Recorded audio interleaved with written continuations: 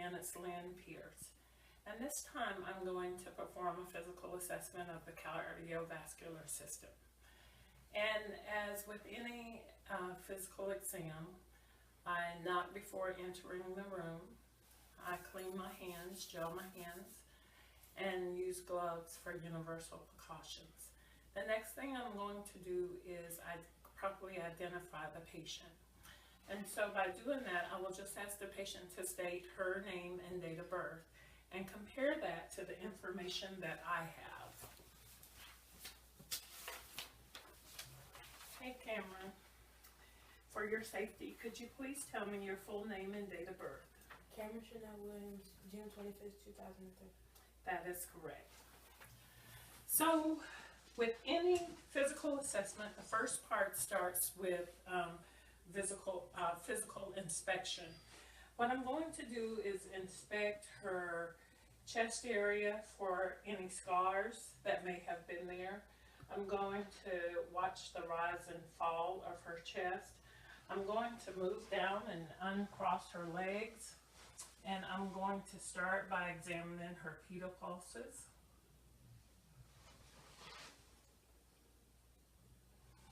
To make sure they are there, I'm going to look for any type of edema that may be present in her extremities. I'm going to ask her to, may I have your hands please? I'm going to, and if you'll just turn them over like this, I'm going to inspect the nails for clubbing. And then I'm going to inspect the inside of her hand for any types of cyanosis or any other types of conditions that may help me form an opinion. Thank you. The next thing that we want to make sure of is that when we're examining the precardium area is that there are no heaves or lifts. And so as I start to bring my finger down and I go through the first, the second, the third, the fourth intercostal space and palpate over, I just want to make sure that there are no pulsations that would cause my hand to lift up, and that would be a heave. That would be called a heave if the pulsation would push my hand up and I could feel it push back. The next thing I'm going to do is I'm going to check her radial pulse. Nice, even, and 64. I'm going to compare that, if you'll just relax your hand, to the pulse on the other side, and they're nice and even. Thank you, Cameron. And then I'm going to ask Cameron to turn her head to the left, because what I want to do is really observe this jugular vein right here. And I'm going to palpate it. And then I'm going to listen to it. And I'm going to use this side of the stethoscope. And while I'm listening to that, I'm going to compare it with the radial pulse. Okay.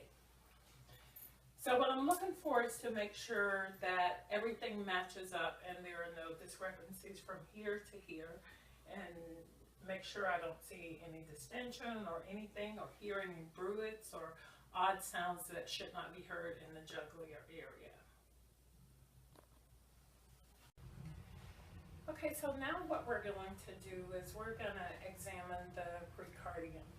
And I'm just going to use the tips of my fingers to palpate the chest area. And I'm going to locate the Erb's point, which is if I start feeling here at the intercostal space at 2, 3, 4, 5, somewhere between 3 and 5 would be Erb's point. If I continue to palpate over and go with mid-clavicle, I'm going to reach the apex of the heart. And that apex is where we should find that point of maximum, our PMI. So it should be right in here, right here. And the way that I justify it is that it should be mid-clavicle level down. The next, another portion of the cardiac physical assessment is listening to the critical components of the heart. So I'm going to demonstrate listening in the mitral valve area, the tricuspid valve area, the pulmonary valve area, and the aortic valve area. So I'm going to, using this end of my stethoscope, finding my location, I'm going to listen here for the mitral valve.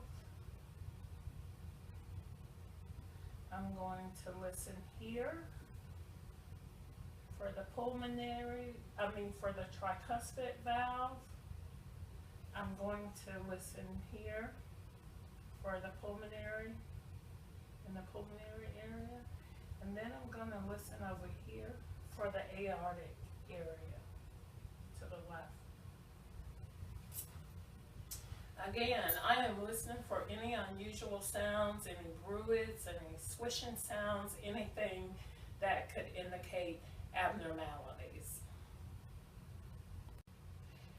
Now I'd like to talk about this, the portion of examination of the cardiovascular system where you listen for the sounds.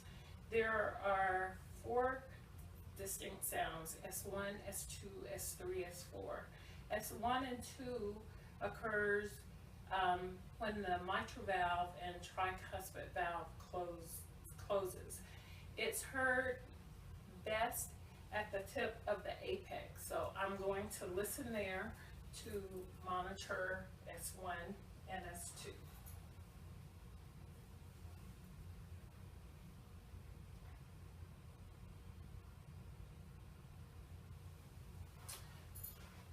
Okay, and so an S2 occurs with the closure of the aortic and the pulmonary valve.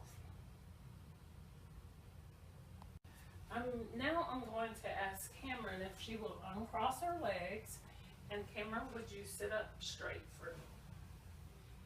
What I'm going to do with her sitting up straight is, again, I'm going to listen and ask her to take some deep breaths in and out. Deep breath in and out.